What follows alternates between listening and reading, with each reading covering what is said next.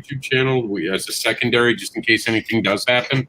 Part 2 will be there. We didn't take it off of DEVi'L. I took it off of a page on Facebook that we barely interact with, but yeah, hopefully you guys can see us. We're going to continue though. But Randy, yeah, we're still alive and running on YouTube. Yeah, look.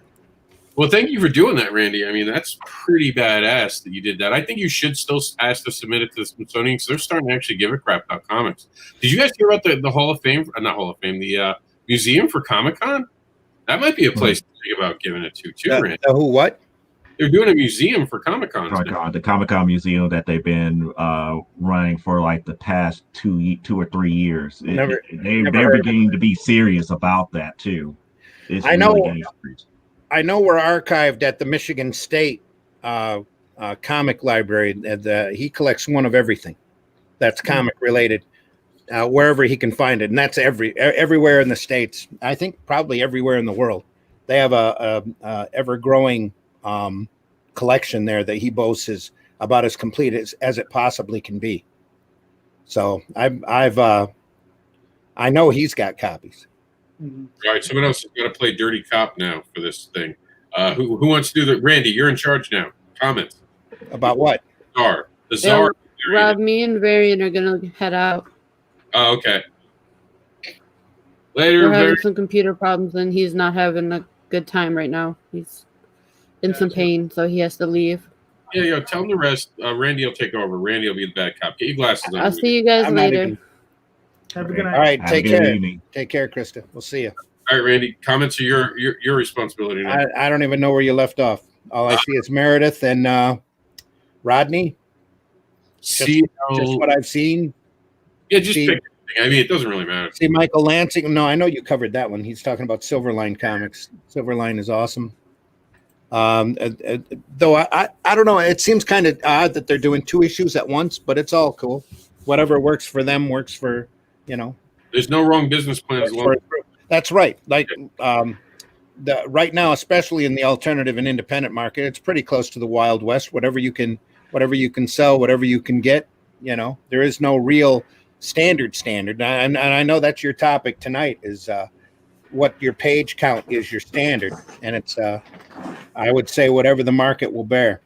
Yeah, Joel Rodriguez is a big fan of that. He says, try it. If the market wants it, it'll allow it. If it doesn't want it, you'll get kicked out for it. Or Rogue, we are live on YouTube. I just checked. We're there. Okay, so yeah, I don't know where that's coming from. You may have to reboot your system. Yeah, I don't know where that's coming from. Facebook, I'm not sure about, but I know we're there on YouTube. We still have 11 watchers. And we did lose the comments, I think, from YouTube. So there were a few more, and they said, I don't know, StreamYard, because of COVID. Yeah, COVID. I'll jump over to YouTube and see if there's any comments that I haven't seen. Okay, yeah. So, and because I thought Meredith had some other stuff there, and I don't see it anymore. It's suddenly gone. So, Rob, let me ask you a question. Right. So now we're talking about page counts and all that jazz. You understand? Because there is a big difference between page counts between books that are being released by creators through, let's say, whatever campaign site you want to use, right? Whatever crowdfunding site you're going to use. And also there's a difference between what you're going to be releasing through Diamond, right? So, Diamond, they're going to be very strict about it, 24, 32, 48 pages. They're not going to play any games with you. You understand? You have no choice. You're going to play by their rules. You understand? And the thing is where does that cross over? You know what I mean? Between campaigns, crowdfunding, and something like Diamond and distribution. You should already be thinking of that. You should always be thinking about where you put in your customers' hands. Because I know that there are books going to Diamond that are 20 pages. They have to say they're 20 pages when they go there. Mm-hmm. I'm sure Diamond will force them to charge less for it and tell them flat out, you have to charge less. Same as Diamond will tell you if you have a black and white interior book, you have to charge less. There are standards that Diamond will tell you what you have to do. And you need to consider that if you're planning to go to Diamond. I mean, look, no one's going to make this easy for you. You might as well make the decisions up front how you're going to do this. It's always going to be different because when you go to Diamond, you can print more. Your price point's going to go less. Like Joe was talking about. Joe's making a buck on a book right now. But if Joe can get a large enough order and he gets a bigger print run, he takes that $1, he gets $2 on a book. He doesn't have to change his price point, he's actually perfectly. If anything, I agree. He's underselling it for his 52-page book right there. I would be. I'm sorry. I would be pricing at least at $8. But that's just me. That's how I would price it. Plus, I'd give it a nice cover because 52 pages. That's a nice thick book.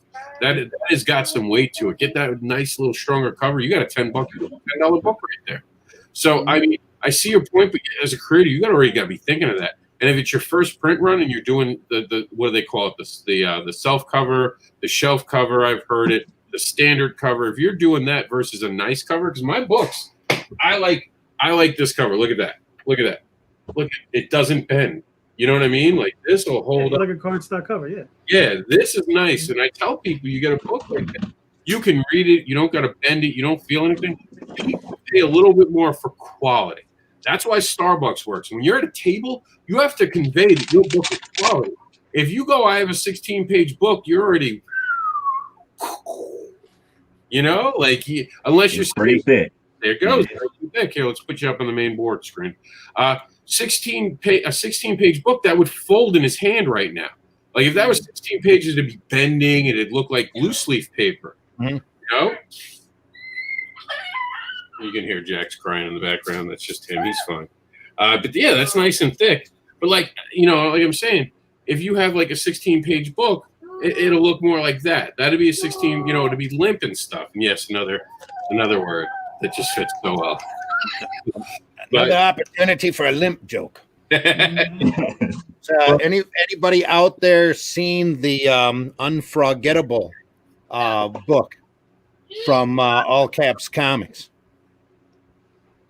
That's a reprint of the Cyberfrog material that has fresh colors and fresh lettering on it. He went through and reprinted that book, and I swear it's on thin Bristol board for interior pages.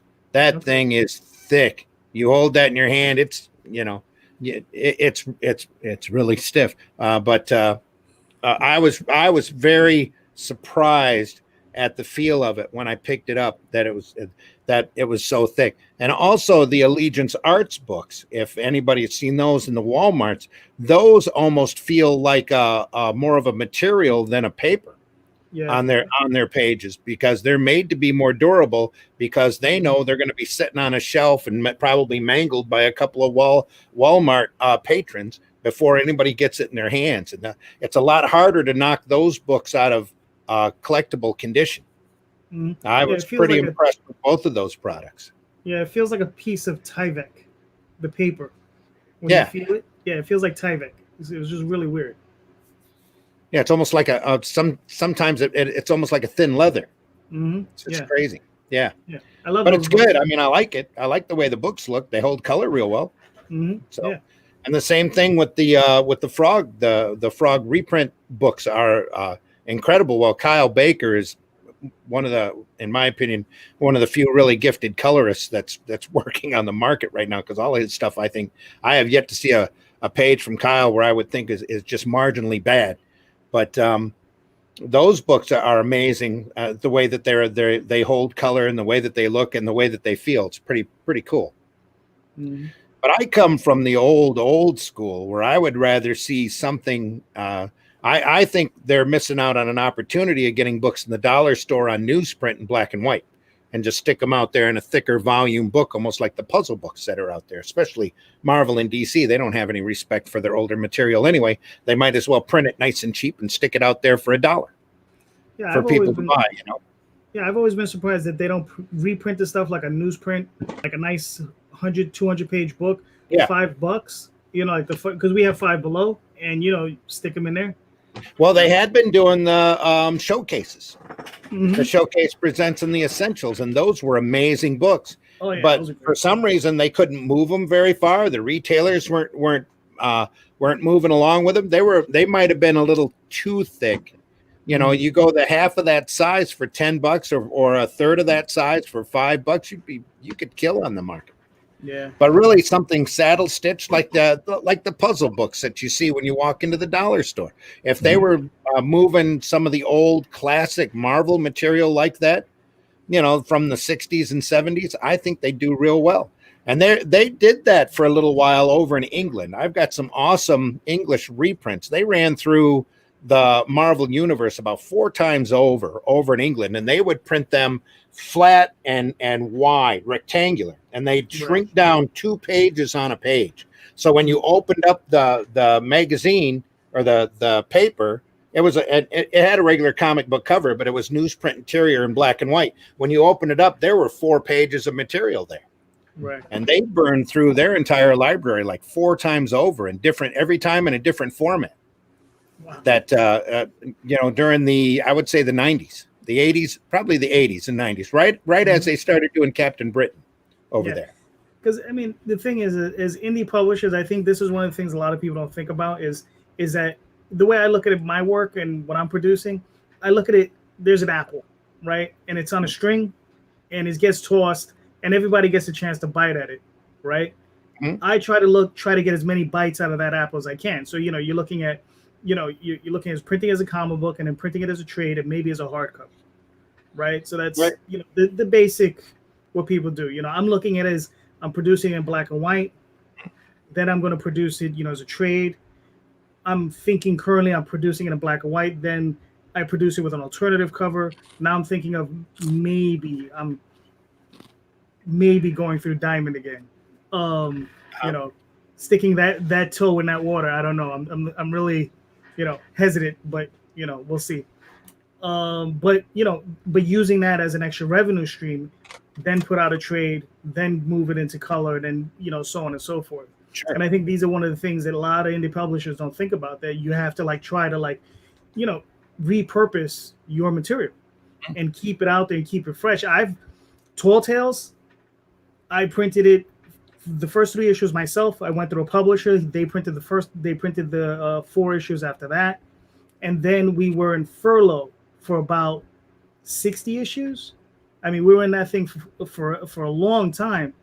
And she could only put it in there for 5 or 6 pages, 5 to 8 pages per issue, because it was an anthology. Mm-hmm. And we were, at the time, the longest running strip in there before we pulled it out.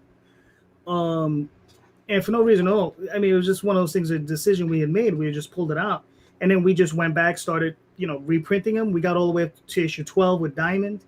Then we started printing trades. And now we have our omnibus. You understand? You have to constantly reinvent the work to constantly put it out to try to generate capital. So I think that's one of the things a lot of people don't think about. Yeah. Yeah. And, if the mainstream were to look at it like that, I think we'd have a lot larger market. Oh, yeah. Because if it was a lot more accessible out there, because I can tell you with my paper, I had people of all ages. Everybody was reading that book except for the folks that don't have a sense of humor. And there's a small section of populace out there that do not have a sense of humor, that just hate comics. Yep. Oh, it's comics. Really? I don't read that. Mm-hmm. But we had just about everybody reading that paper. Mm-hmm. Yeah, man. I mean, like Sam, you're putting out a Kickstarter when? The 26th.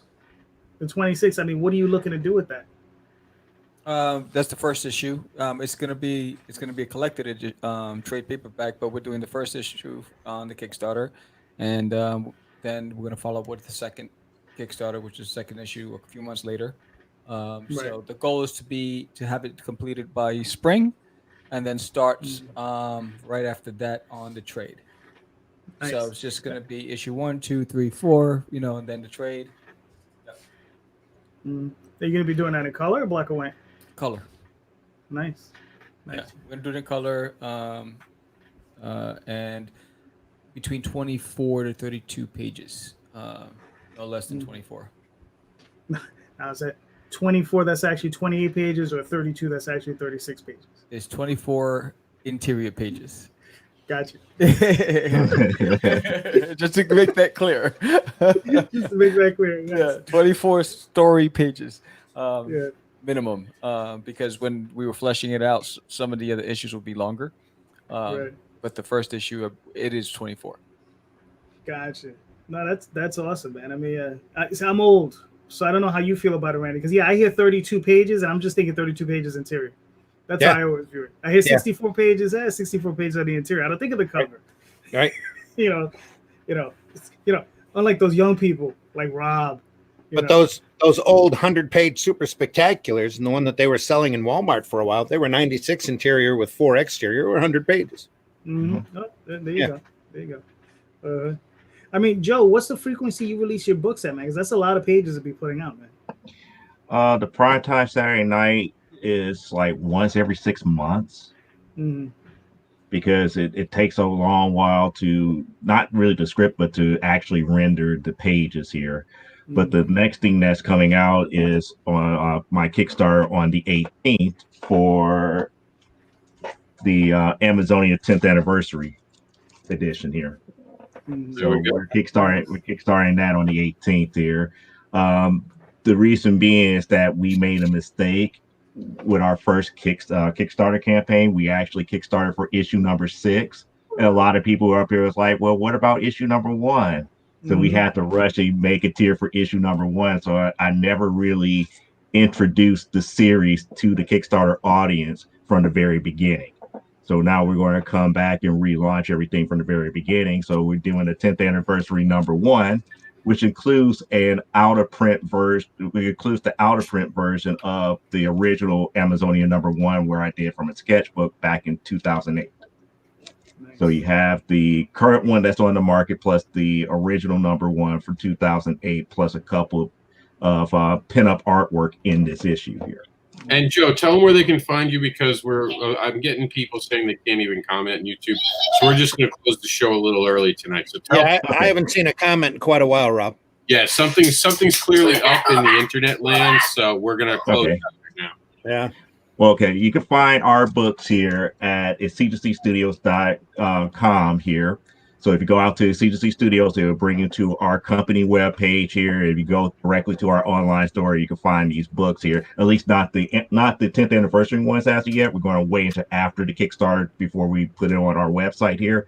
But this is the variant version of this one, and we have one more variant version coming as a stretch goal. And that one is going to be pretty much given to everybody for free if we hit our stretch goal. But this is the one that you have to actually get on a particular tier here, as well as the sketch covers. So you can find us there. You can find me on Facebook as Joe D. McPhee, or on our company page for C2C Studios. I'm also Silverbolt 14 on DeviantArt, as well as Silverbolt on Instagram.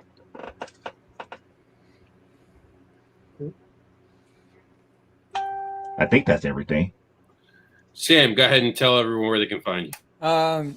You can find me on crazycomics.com. That's CRAZEE comics.com.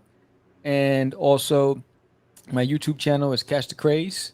I'm on all social media, whether it's Facebook, Twitter, Instagram, at Catch the Craze. It's Catch DA. Catch the Craze. And that you'll find my podcast, and on crazycomics.com you'll see information about the Kickstarter that we're going to launch on the 26th for Catch the Crazies. Very, very cool. JD, you're up. Well, I can be found at JD Calderon on Facebook, YouTube. You can also find me at theoswaldchronicles.com. I currently have a Kickstarter running for the Oswald Chronicles, so you can go check that out. Got another 48 hours on that, so thank you so much. And here, we'll actually play a bump for you real quick. Hello, everyone. This is JD Calderon, the writer and creator of the Oswald Chronicles, and today I'm here to tell you about the final installment of the Clive Cycle of Stories, where Oswald finds himself taking care of a lost one-eyed Cyclops angel babe named Clive. In these 2 issues, called Clive's Tale, we see Oswald take advice from ancient gods and witches that lead him to the depths of hell to retrieve Clive's enslaved parents. Oswald will also have to confront the major lord of these lands, but will he ever be the same again? These 2 issues are wonderfully illustrated by Jade Gonzalez and colored by David Montoya. Along with these 2 issues, we are also offering a one-shot called It Came Seeking Me, where an ancient evil seeks Oswald out for his help, with illustrations by Matt Lunsford. Go check out the various rewards we are offering and pick the one that best suits you. By backing this campaign, you help support the greatest mouse adventure going today, the Oswald Chronicles. Thank you. All right, JD. Randy, you're on the hot seat. That was a hard cut. Hey, anybody who wants to talk to me, please talk to me through Facebook PM me. I'm there under Randy Zimmerman. I am under Randy Zim on Twitter, but I don't twit very often. Other than that, you can check me out on the Zim Geek channel, ZIMMGEEK on YouTube, where I put videos up there from time to time. And of course, I'll be back here on DEVi'L on Tuesday nights at 9 p.m. on the DEVi'L podcast, Thursday mornings at 9 a.m. for the Breakfast Buzz, and especially on Sunday morning. I'll be back tomorrow morning at Sunday 9 a.m. for the Sunday Funnies, where they talk about the more lighthearted and whimsical side of comics and have some fun. Now, everyone, make sure that you subscribe to the YouTube channel. If you have any comments or concerns about this program, please send us something at the IndieDevil.com. That's indie spelled right, INDE, devil at gmail.com. I'm such a kid. I love saying Yahoo because of the commercials.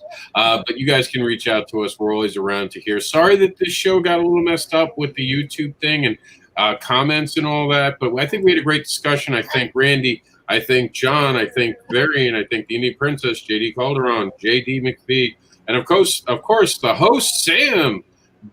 What is it? The Crazy Man. The Crazy. So it's Sam the Crazy Man. There we go. There we go. All right. So you guys have been super awesome. Thanks for hanging out. We're going to talk more about industry standards throughout the entire month of September and October until we go into the winter month of November. Because November's cold. It's just November. So that'll be winter. And that's it, guys. I'm going to quickly get us out of here because I don't know what's going on with all the stuff around. So with that, I bid you adieu for the evening.